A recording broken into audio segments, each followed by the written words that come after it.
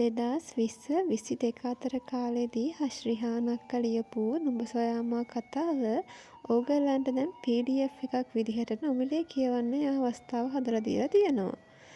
ඉතින් හෂ්රිහාන් අක්කා ලියපු නුඹ සොයාමා කතාව කියවන්න පුළුවන් මගේ කමෙන්ට් බොක්ස් එකේ පළවෙනියට දාලා තියෙන කමෙන්ට් එක. ඒ කියන්නේ පින් කරලා තියෙන කමෙන්ට් එක ලින්ක් එකට ගියාම ඔයාලට PDF එක සම්පූර්ණම කතාව කියවන්න පුළුවන්.